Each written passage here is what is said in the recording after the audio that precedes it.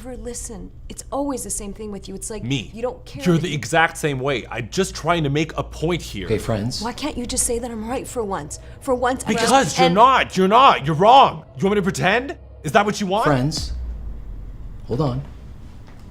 Before we continue the conversation any further, let me ask you this. Now, did you know that 70% of marriage fights are never solved? The 5 most common things couples fight about are free time, money, housework, intimacy, and of course the in-laws. Well, let me tell you a story about 3 questions that were asked to me. 3 questions that changed my relationships and my life. Starts in a fast food restaurant because, well, as a single parent, that's all I could afford. I was with my daughter, the one and only light of my life. We were at her favorite place where we went every single Friday. And we were already at our table when a couple walked in. You know, one of those couples, the ones that make you say, oh, look at them, they're in love. Now, truth be told, I had been divorced for 3 years. So instead, I'm thinking, all right, go get a room. But my daughter, though, my daughter kept staring at them and I could see she was distracted as if there was a TV in the room. I'm gonna make a scene of it. So I tried to continue as per our usual talk, you know, school, friends, presents for her birthday, but she just wasn't listening. She just kept on looking at them. And then slowly, with big scared eyes, she turned to me and asked me the most dreaded question for any single parent. What happened to you and Mom? Her mom and I fell madly in love with each other after college. The kind of love that leaves a mark on your heart. We got married and had our beautiful Sophie. And then we started fighting. We disagreed on everything. As if we were both raised different, as if we had different opinions on how to raise our child. And those fights led to anger. And anger led to hurtful comments, and we became the worst of partners, and I couldn't stand it, so I left. Now, am I gonna say this to my 9-year-old daughter? No. Instead, I turned to Sophie and said, some people are just not meant for each other, sweetie. She then says, so why don't you ever find someone else? Her mother had met someone, so I guess I was the weird one, being single. But I never thought it would be so important for my daughter. I was pretty sure she didn't want to hear the truth. So I said, I'm fine on my own. I had terrible coping mechanisms, and I poured my energy into my work and my daughter. But I couldn't say that, so I just said, I have no time for relationships. I was so afraid of being rejected that I couldn't even face trying to meet someone else. I told her, you're the only girl for me, sweetie. And that's when my daughter looked at me completely serious. 9 years old. And she says, I know you're lying, Dad.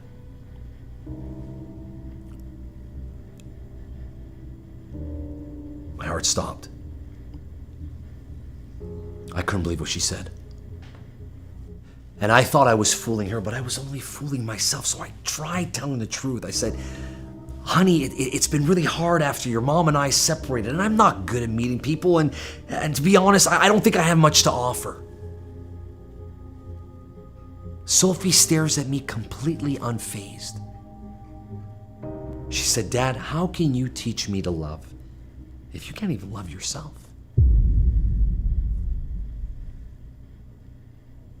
Her words hit me like a ton of bricks. How can I teach her to love if I can't even love myself? In her own wisdom, she taught me what I had missed. Had I loved myself truly, I could have loved my wife. Every fight I picked with her, every time I was angry or felt unheard, it was basically because I couldn't accept myself completely. My happiness depended on my wife loving me back. But that's wrong. You see, in order to love someone else, I needed to love myself first. I should love myself. I can love myself, and so can you. I'm not different. I'm not special, but I am deserving of love. And if you can see that, if you can see that you too deserve to be yourself and be happy today, you too could be happy in your relationships. It doesn't matter who you are, what you've been through, or where you come from. You can decide today to take action and start loving your true self and embracing it. Because then you'll be free to love unconditionally. You'll gain the ability to gift that power to others and change every single person in your life. There would be no problem that's too big or too hard to solve, no struggle too difficult to overcome, no crisis too overwhelming not to band together and prevail, no person too broken that cannot be mended. Change, real change, simply starts with you. I know. True love starts here.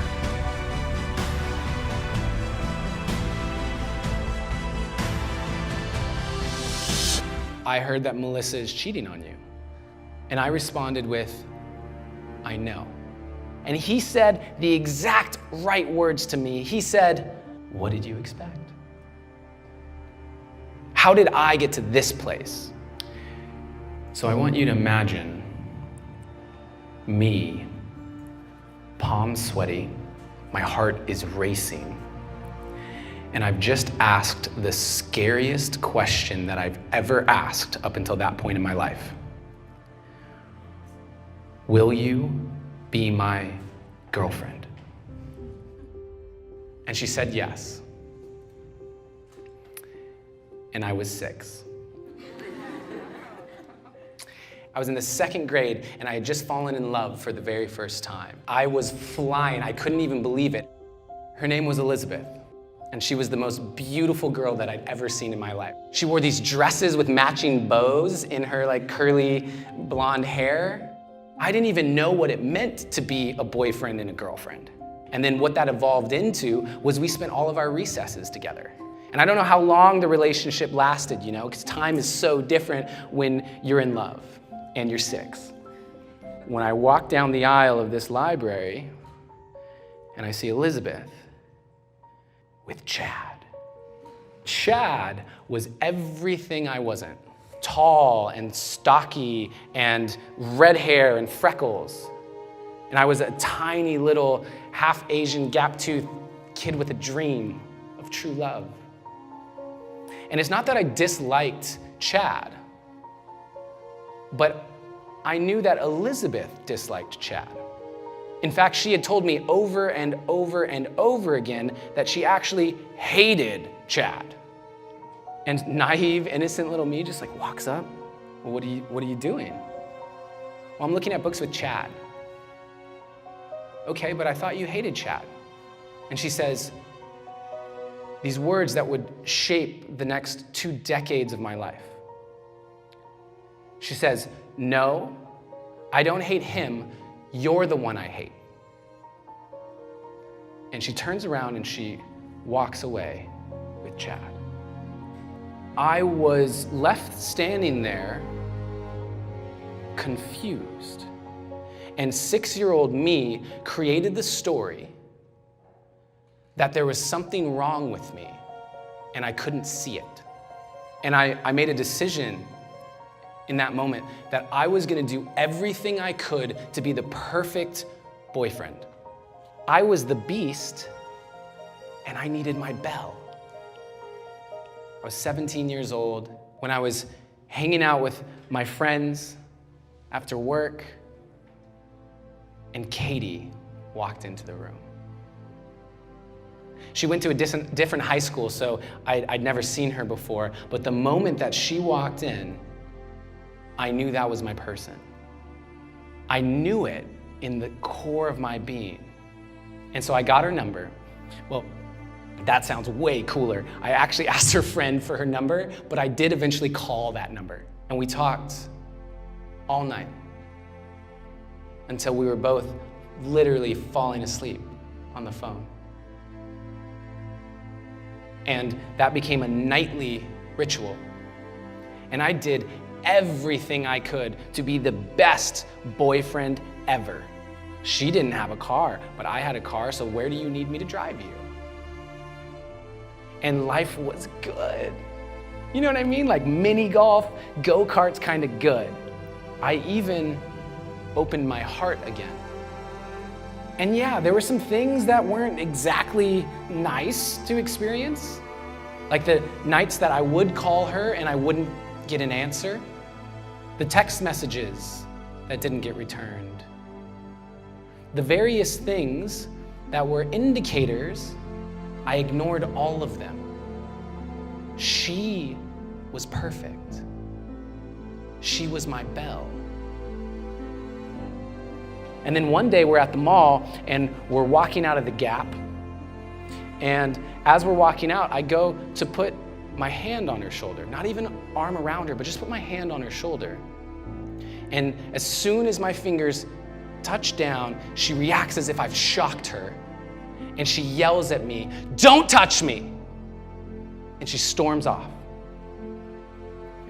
I was back to the 6-year-old version of me in that library,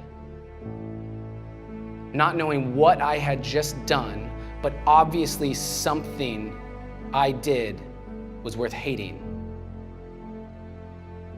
And I felt my whole world kind of crumbling around me. And that led to a series of relationships over several years of me trying to find people to fill me up. But I was a bucket with a giant hole in it. So every time someone would come in and fill me up at all, it would just go right out. I hit a rock bottom with a woman named Melissa. We were lifeguards. We worked together, and she let me know that this guy, Dan, was gonna give her a ride home.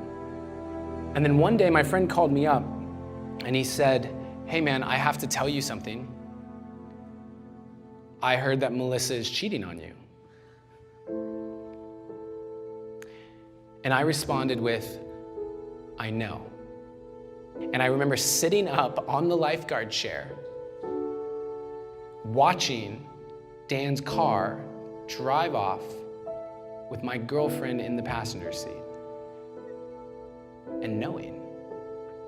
And he said the exact right words to me. He said, "What did you expect?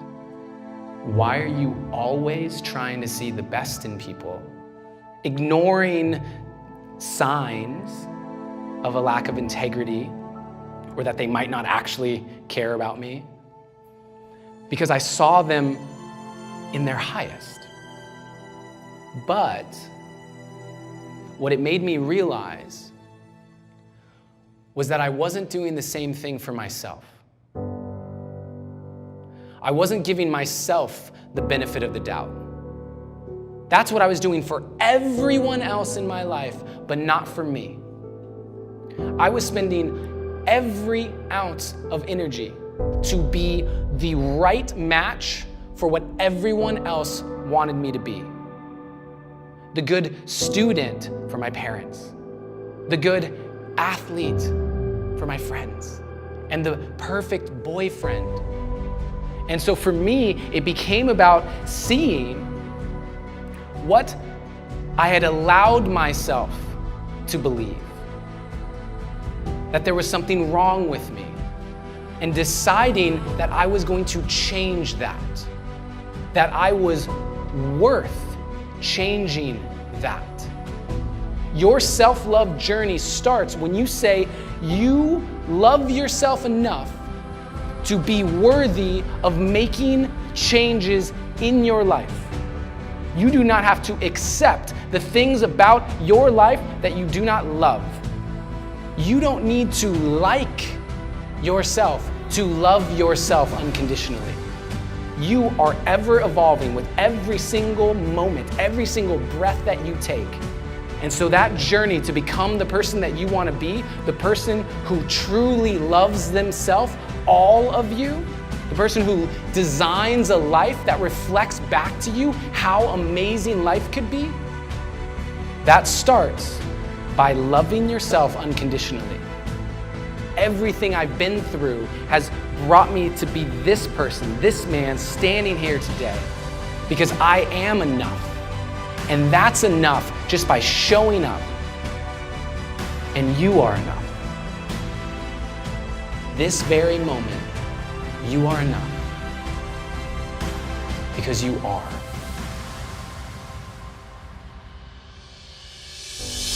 And that's the thing that fascinated scientists at the beginning when it came to rejection. Why do they hurt so much? Why does it hurt so much? There are just so many ways in which we can get rejected. We get turned down by potential dates. We get turned down by potential employers. Our friends go to lunch without us. Our parents don't approve of our lifestyles. But all of them have one thing in common, and that is they really hurt. So they wanted to study it. The thing is, you have to be able to catch rejection in action if you want to study it. You know, you can't just take your research assistant to a local singles bar and go, oh look, that dude just got shot down, quick, give him the questionnaire. That's not gonna work. So how do you recreate it? So here's what they did. And you're sitting in the waiting room, and there are two other people in the waiting room. And there's a ball on the table, and one of them takes the ball and goes, and throws it to the other person. And the other person catches it and goes, and throws it to you. And you catch it, and you throw it back to the first person, who then goes, throws it to the second, and the second doesn't throw it to you, throws it back to the first person. And now they are tossing the ball, and you're excluded. Now, how would that make you feel? Now, most people think, two strangers in a waiting room didn't toss me a ball. Big whoop. I don't care. But it turns out we care quite a bit, because this is a paradigm that has been used dozens and dozens of times, and everyone who goes through it reports feeling significant emotional pain. So they said, let's run the experiment again. They took them in and they go, okay, we're coming clean. Those were research assistants. It wasn't real. The whole thing was rigged. Now does it hurt? And people were like, yeah, it still hurts. So scientists were like, what is going on in our brain here with this rejection thing? Like, how come it's so unreasonable? I mean, we're telling people it wasn't real and they're still hurting. So they put people in a functional MRI machine. They wanted to see literally what happens in the brain. And what they found was shocking to them, because what they saw was that the same pathways in the brain light up when we get rejected as light up when we experience physical pain. They ran the experiment again and gave half the group of people Tylenol, and the people who got Tylenol reported less emotional pain. Now, I'm not suggesting that you go out on your next date packing Tylenol. Why are we wired to experience rejection so severely? Why? And the answer is because of our evolutionary past, because we grew up in tribes and we couldn't survive outside them. Being ostracized from your tribe was a death sentence. But it also explains why we feel things so harshly. And today, we don't live in small pockets of humanity, so the opportunities for rejection are innumerable. So let's look at how people typically respond to rejection. Vodka.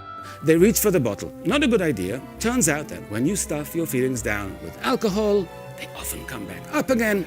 And the other thing we often do is we turn to food. We try and drown our sorrows with food.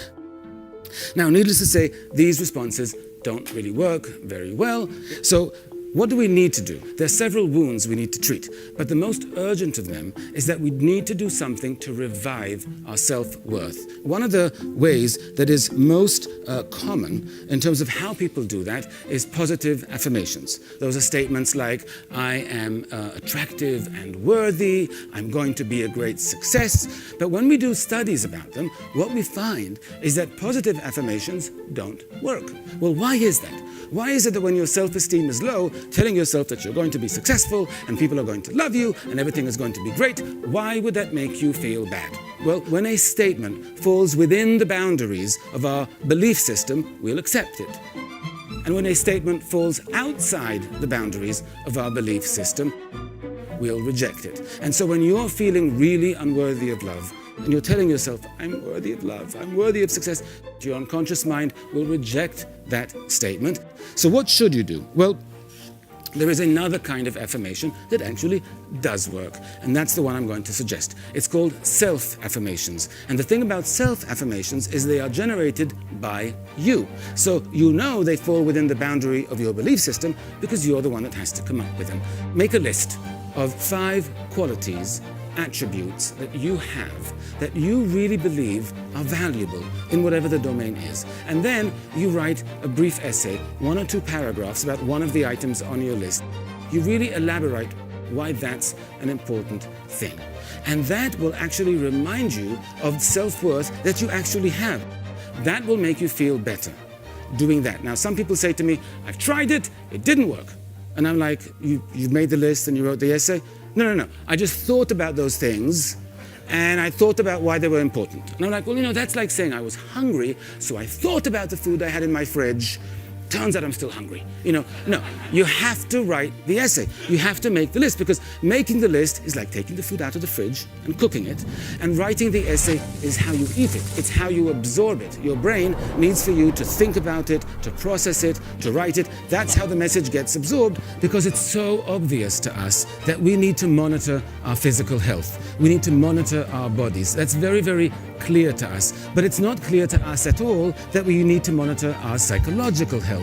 I really hope that the next time you experience some kind of psychological injury, you won't just hurt, but you'll try applying emotional first aid.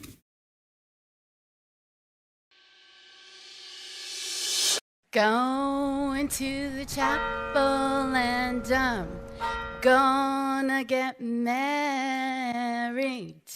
Going to the chapel and I'm gonna get devastated.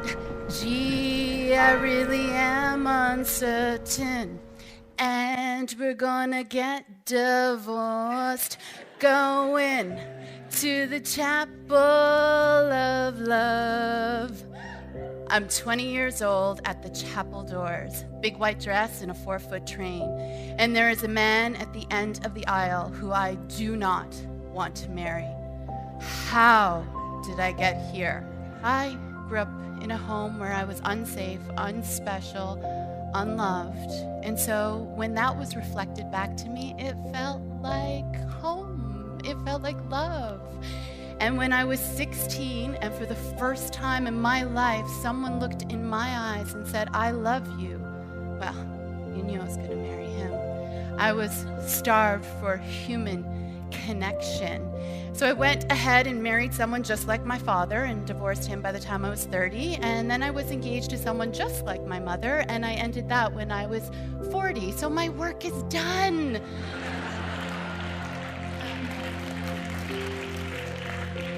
Challenges do not keep us from our dreams. They prepare us for our dreams.